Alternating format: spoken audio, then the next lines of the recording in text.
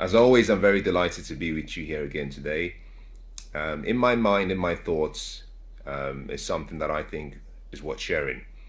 Um, I overheard someone who is quite influential within the social media network make a statement, and a number of similar entrepreneurs or influencers have made something quite similar. And I think it's so sad. And that's what I want to address today. There's been so much that has been said about the why it's considered almost a waste of your time, energy, to invest in formal education and or invest your resources in formal education.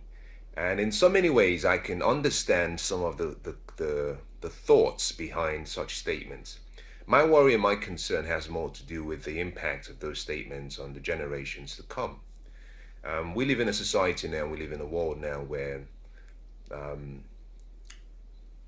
lot of people are looking for the way. A lot of people are looking for hope. A lot of people are trying to find out how best to take out the uncertainty from the future and create a life that is worth sharing and living. And in my opinion, there are a number of ways that we all contribute to making this world a better place. And I think at the foundation of that has to do with having great wisdom and having knowledge of the truth. You know, someone once said, knowledge is power. That is slightly incorrect. Knowledge is not even potential power. That statement, the second one, is also incorrect. Knowledge of the truth applied towards a predetermined goal, towards a predetermined purpose, has the potential to be power, but it's still not guaranteed. But in that definition I just gave you, the most important thing there is the truth. Why do I emphasize that? Well, we know from history that knowledge is not power. You know, what is knowledge? Knowledge is really information. Information leads to knowledge. But you've got to go beyond knowledge to be able to make a difference. Hitler demonstrated with his life the fact that you can have the wrong information, you can have information that is erroneous, and by repetition, people can be conditioned into accepting that as the truth. And for so many years, he sold a philosophy that was based on false knowledge that affected and changed the world in a negative way. So I don't believe that knowledge simply is the truth. You have to have knowledge of the truth. And so many people have come out lately and they're talking about why you shouldn't bother going through the process of getting academically trained. I disagree with them. You know, I'm an engineer by trade or by profession. I'm a retired engineer actually, and I can use myself as a good example with this. But let me give you a bit of a synopsis of my life. So I studied and I practiced engineering for 34 years before I retired. Part of the reason I retired was because I had discovered my purpose. Engineering was very fun, designing buildings all over the world. It was fascinating, it was fantastic. I had invested time, you know, earning various degrees in engineering, and I was successful at it. But you can be a successful failure, and this is the point I want to start my teaching on. It's possible for you to be a successful failure. Now, what does that mean? Success, in my definition, and there's so many definitions that you can come up with, it is a subjective term, yes. It can be measured by objective standards, yes. But if you sat down with me and I sat down next to you and you said to me, well, can you be very open with me, Mensah, and share what you believe success is? I would tell you that success is simply fulfilling the reason for your birth. We're all here for a reason. We're all born for a unique reason, a unique purpose. We have this journey that we call life, It has a start date and it has an end date. In between, I call that the dance, i.e., we get to experience life. The extent to which we have life and have it abundantly depends on how we live. We're all born for a reason. And for 34 years, having studied and practiced as an engineer, I came to the understanding that what I was doing was not what I was born to do. Very sad, very tragic. And I'm not alone in that category. I believe one of the greatest tragedies in life is to live a life and get to the end of your life and not really know why you were born. Very sad.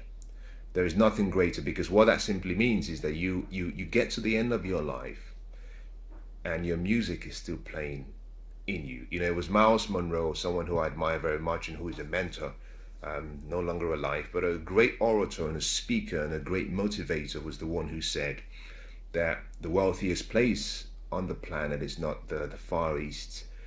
It's not the Far East where you have oil. It's not in the Caribbeans and in the sea, oceans where you have the beautiful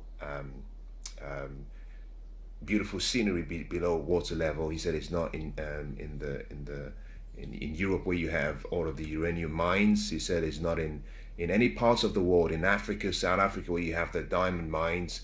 It's nowhere you can find the coal mines. He said the wealthiest place in the world is the cemetery, because he said there you find people who had dreams and goals and visions and ideals that were never fulfilled. There you have people who had books in them. They had words of encouragement. They had poems that were never written. You know, it was never inked. There you have great inventions, and you have medical breakthroughs that were never materialized. He said there you have greatness that the earth never got to see. You have all the potential and all the ability stored in people, but unfortunately they got to the end of their lives, and because those unique gifts were given to each and every one of them and could not be done by someone else, those dreams, those goals, those visions died with them. And he said that is the greatest tragedy in the world, to live a life and take all this greatness you have with you. Now think about this. Can you imagine what the world would be like today if Martin Luther King didn't stand up next to the Lincoln Memorial and give a speech, "I have a dream"? Can you imagine what the world would have been like if he didn't give his last speech on the mountaintop? Can you imagine if Nelson Mandela had not sacrificed 27 years of his life to ensure that his people and the people of the world changed their philosophy about who we really are? Could you imagine what the world would have been like if Mother Teresa didn't touch the world with her love? Can you imagine what the world would have been like if Mahatma Gandhi never was born or didn't discover his purpose? You see, each of these people I've described for you made a huge dent, a massive contribution to what we enjoy freely today. But they did that because they discovered the reason for their birth. They understood why they were born. So after spending all this time studying, I got to understand, and working, I got to understand that I was doing something that I wasn't born to do, and therefore, had I continued, I was really a successful failure, because I was succeeding in the terms of how we define success, by generalization. But I wasn't succeeding because I wasn't doing what I was born to do. You know, you can take a fish out of water and you can have it sit next to a really lovely fireplace, but that fish will not last very long because it's not in its natural environment and it's not doing what it was born to do. You know, similarly, you can take a bird out of the air, out of a cage, and chuck it in water, and in a few minutes it will drown. Each and every one of us has gifts and skills and some strengths that have been given to us unique to who we are. And those gifts and talents flourish when we're in the right environment. Here is the point. When a child is born, a guardian or a parent has a responsibility to train up that child in the path that child should grow, so that when the child grows, the child never departs from it. Um, it was Brony Ware, the lady who wrote the book, The Five Secrets of the Dying. I think that's the name of the book.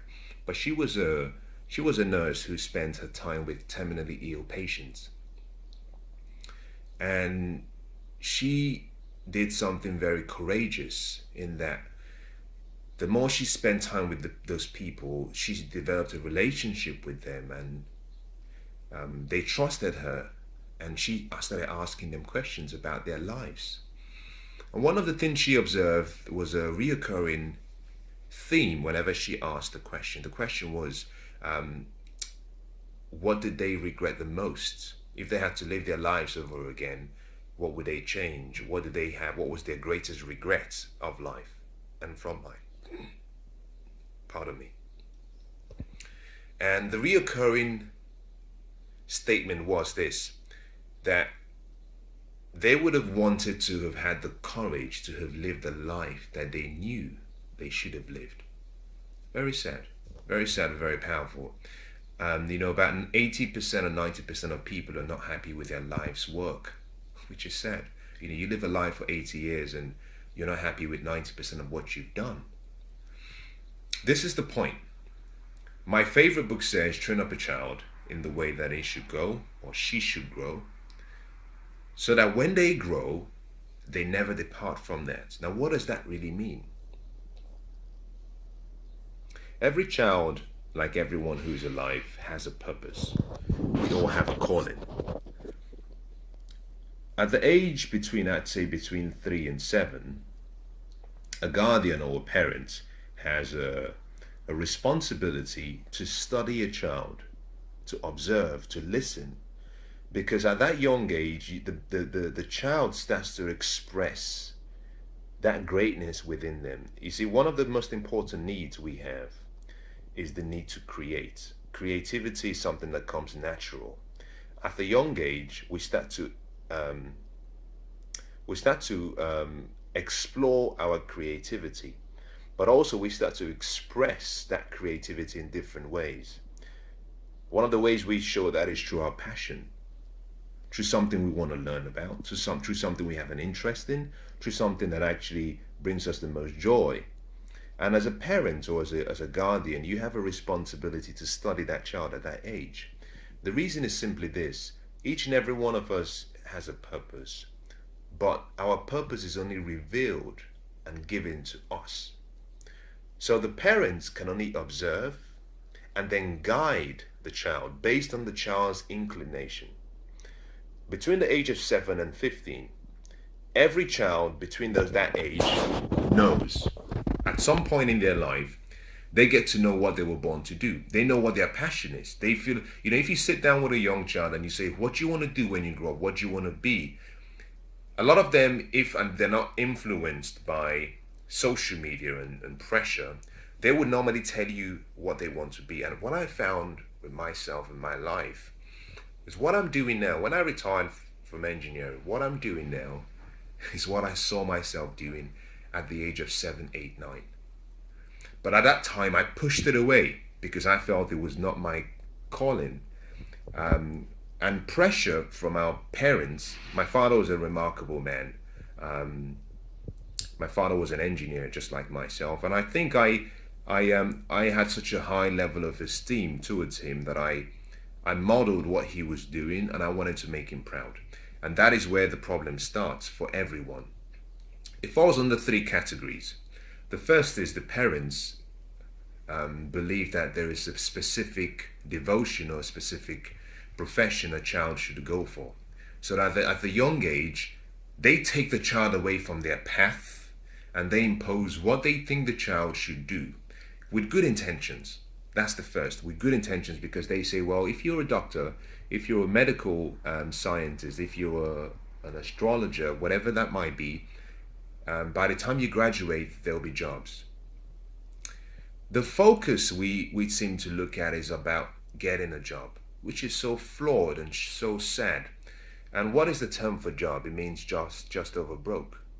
we've got to break that cycle of security and start going for abundance and freedom. Because when you're allowed to be free, your creativity operates at a different level as to when you have this mentality of scarcity and security. A job gives you security. A job will never give you freedom. And I think at the young age, when most kids are taught how to have a job and how to work for other people, which in my opinion, rightly or wrongly, is not the best path that a child should follow. A job has its purpose, but the thoughts and the psychology a child should have should always be about freedom. How can I create rather than how can I consume? Because a job makes you a consumer. You're thinking about what can I get. As an entrepreneur, as a creator, you're thinking about what can I give. And this is the greatest of principles in life. You know, master teacher and his students were together, and the students asked the master a question. You know, how can I become the greatest? And I think this, what I'm about to share with you, if most kids learned about this at a young age, their lives would be different. The master teacher was asked the question, how can I become the greatest? I want to be the greatest. How do I become the greatest? And the master teacher said, find a way to serve many people. Because the more you serve, the more you become great.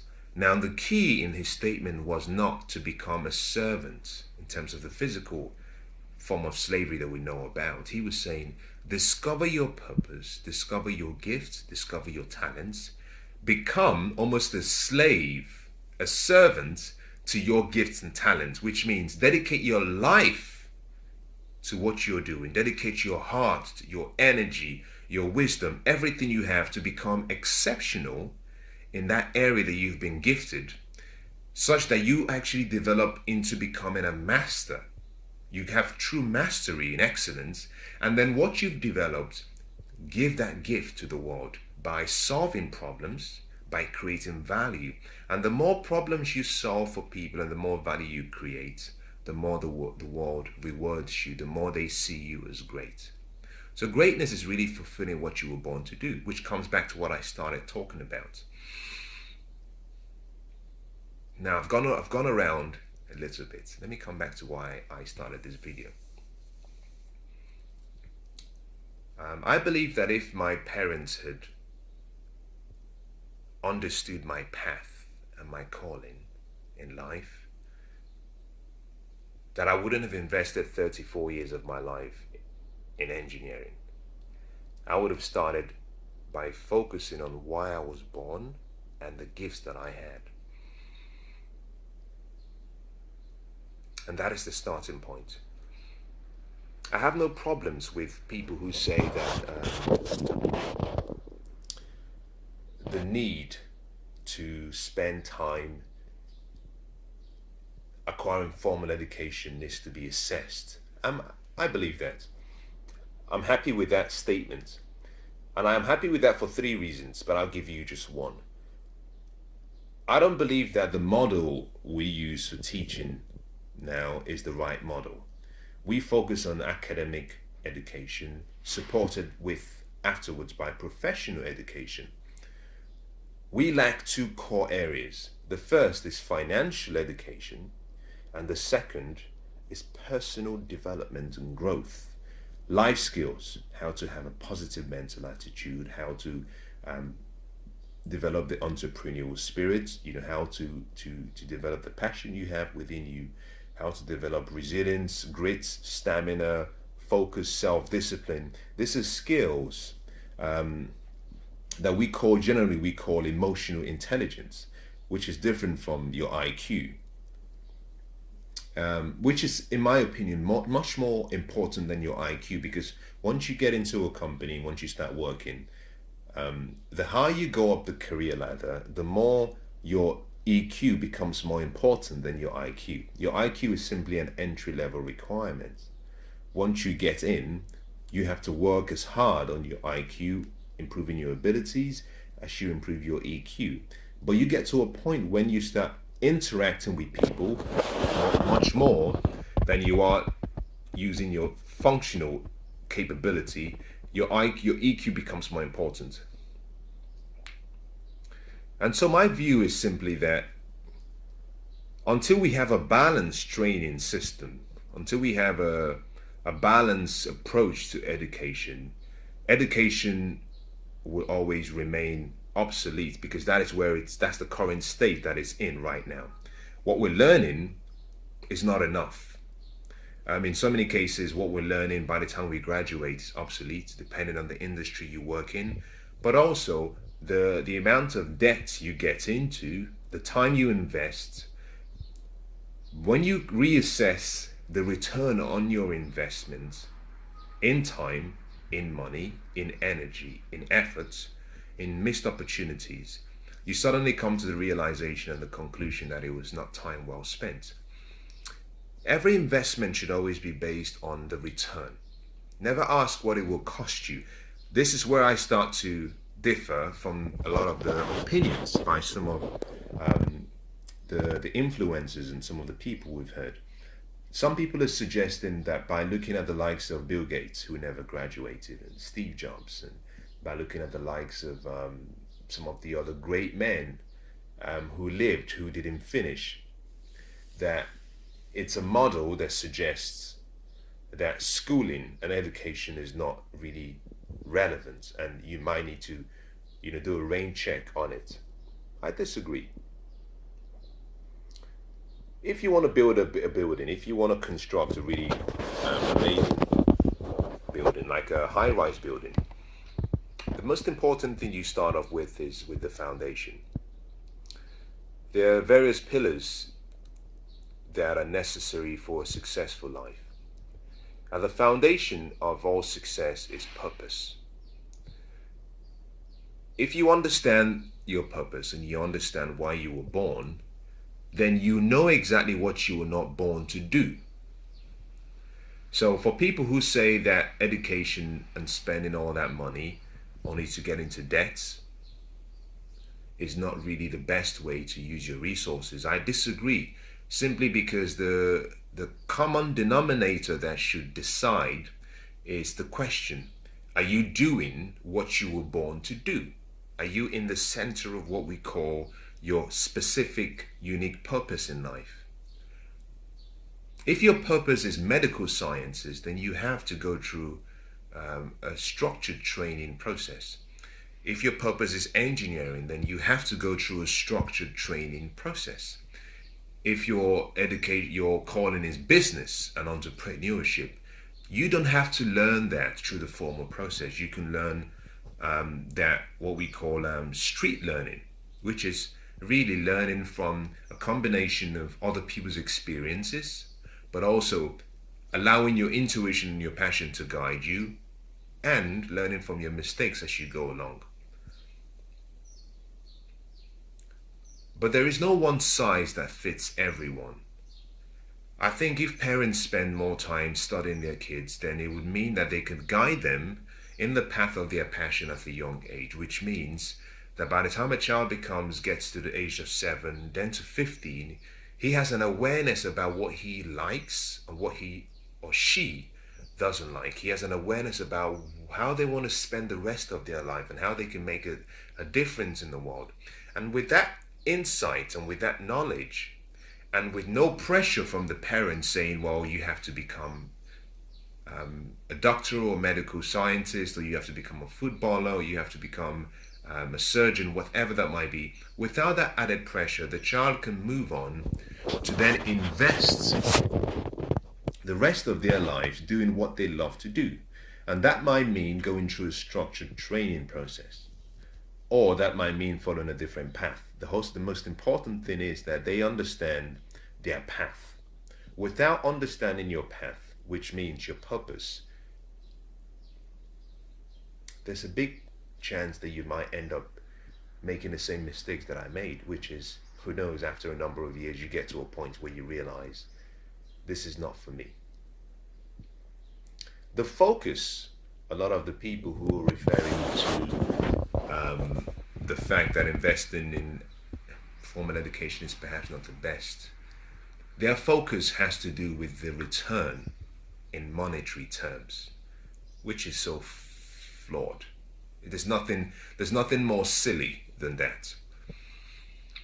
Their focus is, well, if you invest, you accrue your debt depending on where you live and what country you're living in. You by the time you graduate, you have a debt of, who knows, maybe 20 or 50,000 pounds, or whatever the coin of your realm, whatever you might be, the currency might be there, and you have a debt of about 50,000, but then you get a job, and the job is only paying you 25,000, and they say, well, it's not the best return, which is a very flawed way of thinking.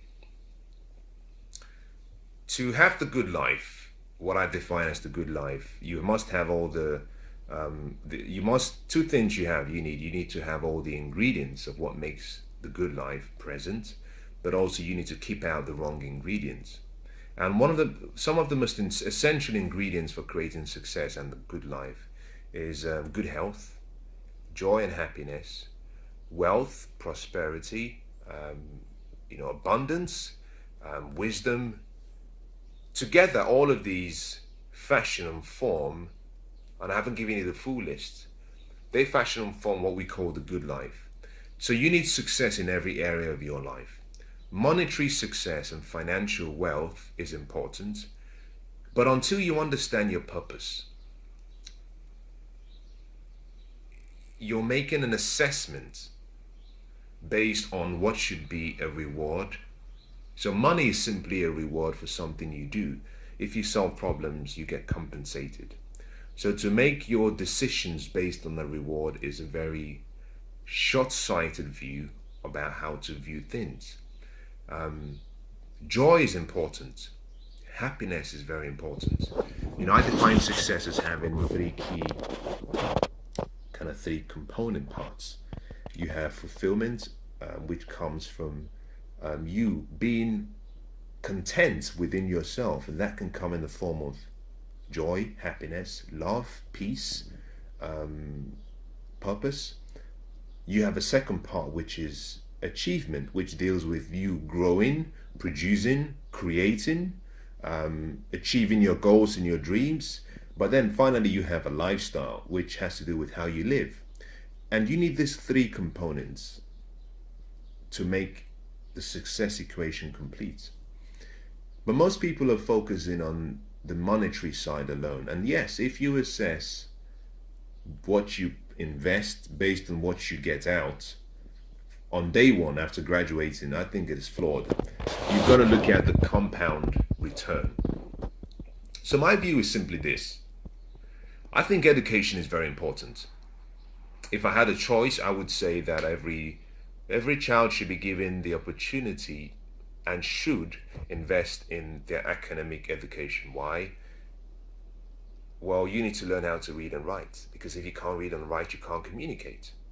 Number two, the environment of reading and writing starts to develop some of the soft skills you need: how to get along with people, how to interact with people, how to influence people, how to lead people. Number three, the environment where you have the structured learning starts to help you. Now, this has a disadvantage as well, but it starts to help you develop a method of how you process information. I believe that is a two-edged sword, because sometimes we're then conditioned into a way of thinking like you should go for a job, to the point now where people don't understand that what you earn from a job will make you a living, but what you make from a profit through passive income makes you wealthy. That wealth is created more by getting money to work for you rather than you working for money. That mindset is something that very few people understand, because you've been conditioned to think about security, you've been conditioned to think about scarcity as opposed to thinking about freedom and abundance. So in a way, school teaches you how to think and process formally, in a structured way, but they also limit you into how to dream, how to create.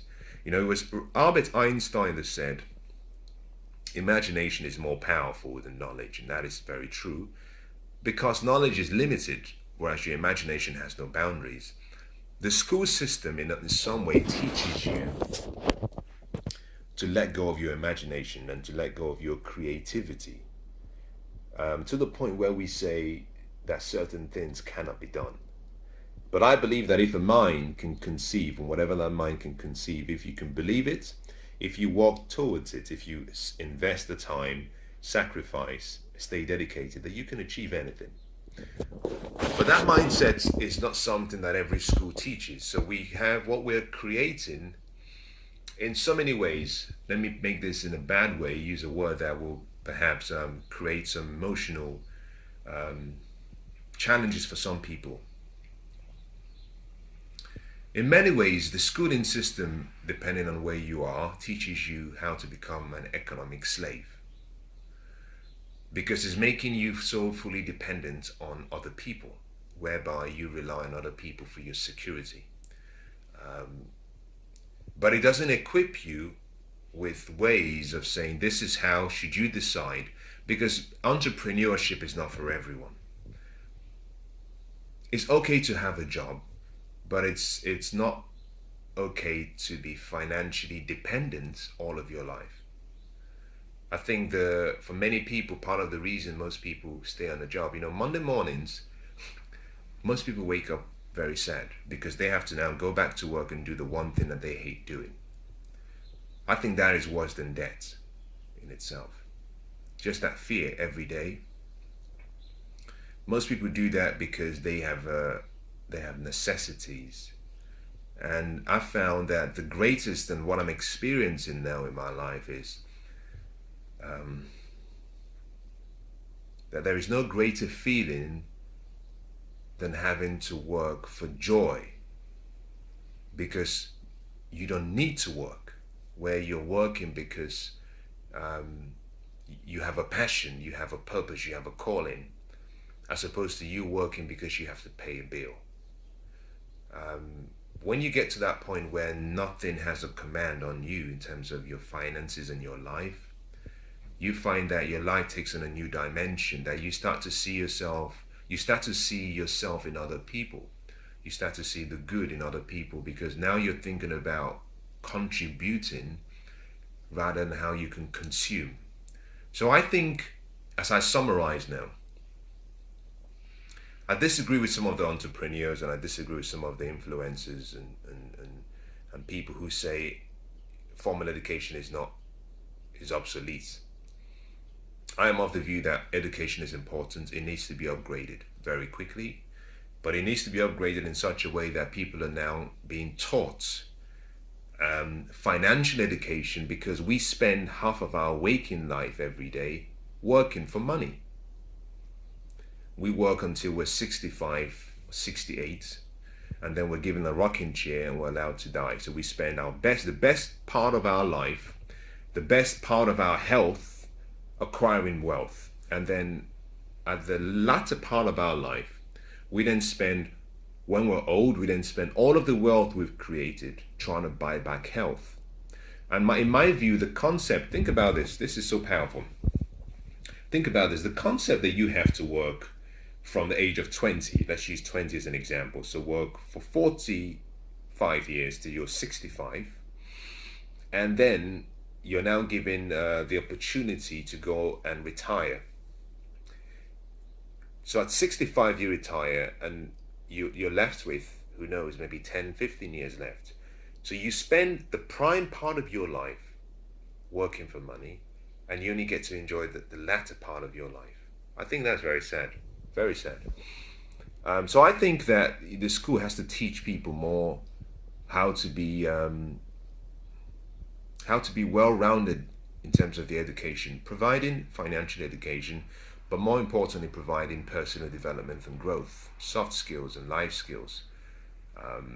That's the first. The second part is, I think school system is important because it provides you with a platform and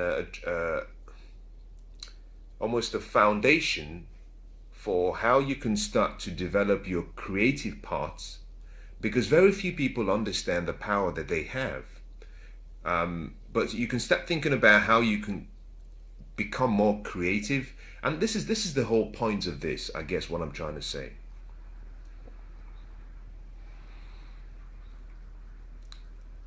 The best advantage of going to school is that you learn how to read and you learn how to write.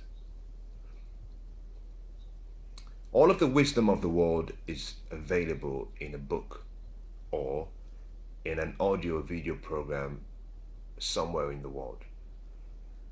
All of the wisdom needed for you to become the best you can be is available. If you cannot read and you cannot write or you cannot understand, what is the use of all that knowledge and wisdom? And this is part of the whole point I'm trying to make. Having knowledge does not lead to change. Information leads to knowledge, but you must go beyond knowledge, because knowledge is just the basis, it's just at the foundation. The next level is understanding. You must have understanding for what you know. And understanding is something that comes when you comprehend the knowledge you have. But then you must even go beyond that, because knowledge and understanding, knowledge is like having a tool. You must go into the level of wisdom, which is you must know when to use the tool, where to use it, how to use it, but also when to stop using it, when to change it. And wisdom is application.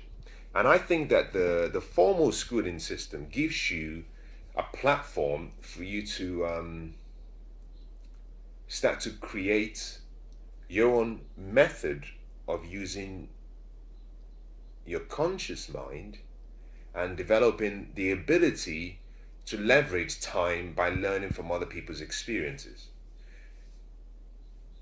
In another way, I feel the third thing I would say would be this. Whether you choose to go to school formally or whether you choose not to, and you choose to go direct and learn on the job, I believe that whatever you do that is not your calling, that is not your purpose, that is not connected to the reason you were born, I believe whatever you do will be a failure. So it has nothing really to do with the school system. It really has everything to do with whether you're fulfilling what you were born to do and whether you even know what you were born to do. Until you understand your purpose, until you understand your calling, until you understand your passion, you're really like a boat on the sea that has no compass, but also has no sail. So the gale forces are blowing you hither and thither. You don't know where you're going to. And who knows, maybe you might end up, in a derelict island, deserted island, and that becomes your destination. But is that success? Of course not. True success is having a clear understanding about your destination, having a compass, but then having the wisdom to set your sail so that you're moving in the direction of your destination, and then arriving at that destination successfully and arriving in that destination safely is the ultimate success. So for those, and I share this because there isn't enough, there aren't enough voices that are saying, especially to the younger ones who can be very easily influenced. There are very few voices that are saying to them, you can make it, you have what it takes, you have the ability to make your future a great future, a remarkable future, but you need to have some basic knowledge about what is essential. Money doesn't make you happy, it never will. By itself.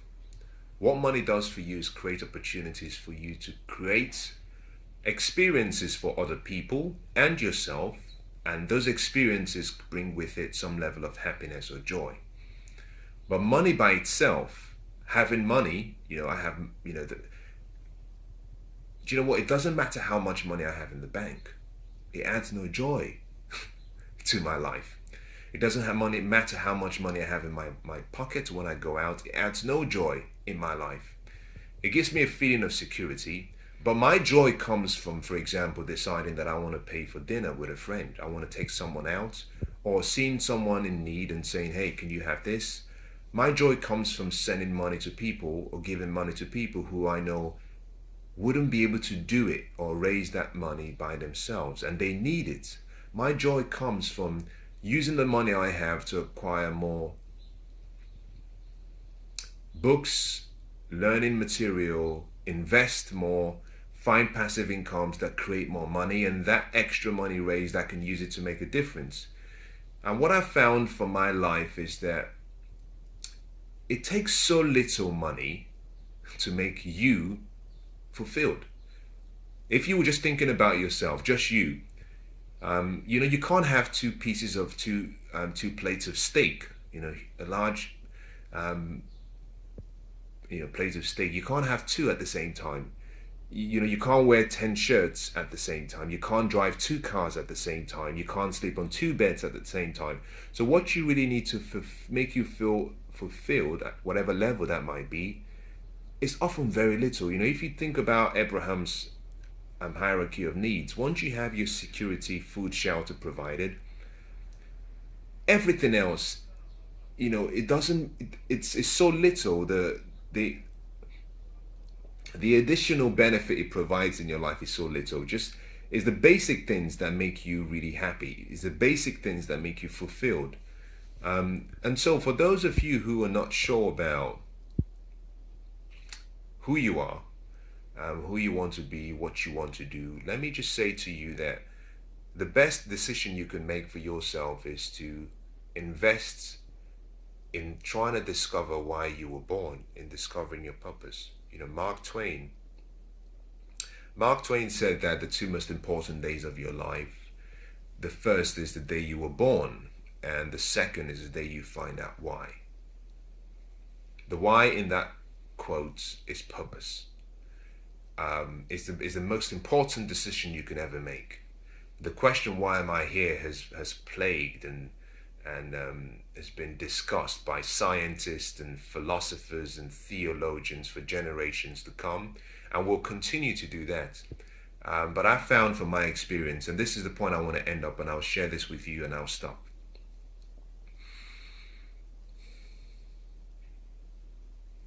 The day I retired from engineering, I felt a level of integrity within myself that I had never felt before.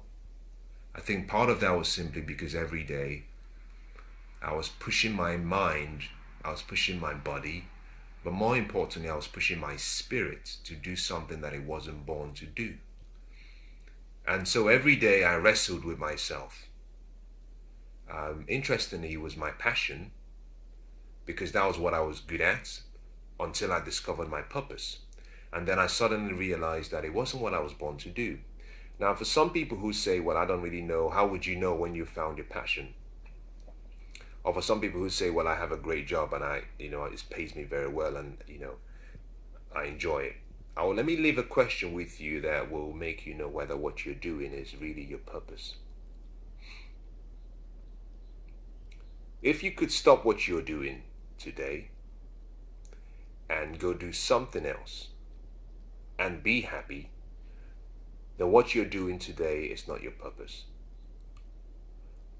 If you can stop what you're doing today, move to another industry, move to another job, maybe you're paid twice as much, maybe it's in the same location, it's close to family, etc., and you're happy, then what you were doing before, that job, that piece of work was not your purpose, because your purpose is the only thing that can truly fulfill you. You can get artificial fulfillment from a job, you can get artificial fulfillment from doing other things, but it soon runs out. The fulfillment quota runs out, and then you're back feeling a sense of emptiness, because each of us is, in my opinion, a spiritual being. We're having a human experience, and so fulfillment has to be achieved at the two levels where your spirit feels fulfilled, your inner person feels fulfilled, but your physical being feels fulfilled. And that simply means, for example, you have security, you have food, you have shelter, you have all of your needs met, you have a good car, you have a good house, you can have whatever you want, your basic needs that make you fulfilled. Those feelings that deal with, your senses, five senses, sight, sound, taste, smell, and touch, you feel fulfilled. But inside you is your spirit, and that your spirit can only be fulfilled when it's doing what it was what is here on earth to do. And I found that when I left my engineering profession, for the first time, I had integrity between my inner self and my outer self.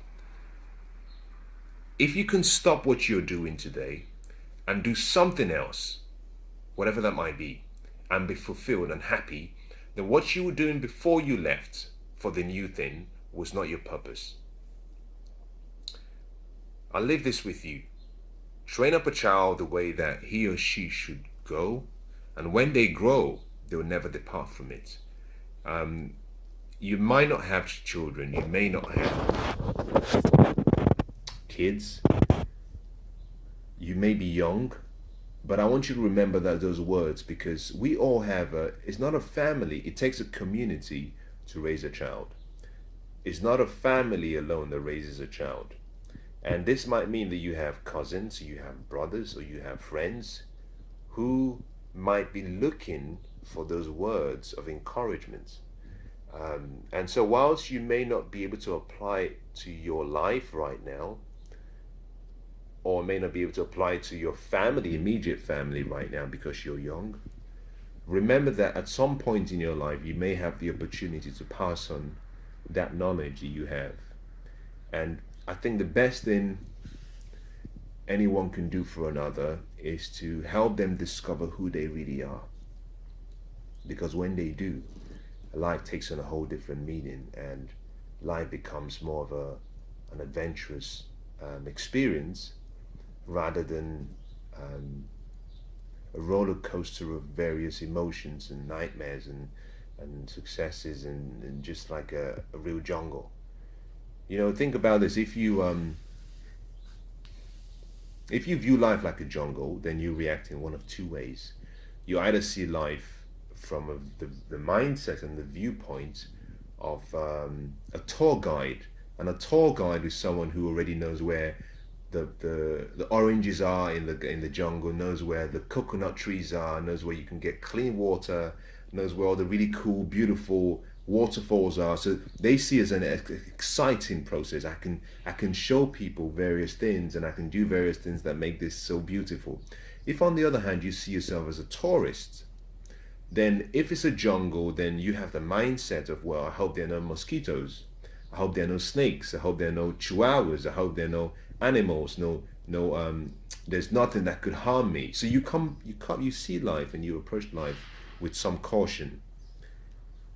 It's all about perspective. It's all about you knowing why you were born. If you can understand why you were born, then whether you go through the formal schooling route, or whether you go through the unconventional route, will make no difference, because you will be doing what you were born to do, and you will be getting yourself into the environment that you were born to be in, which means when you get there, your gifts, the strength you have will flourish, and then you will become the best you can be. It doesn't matter where you find yourself.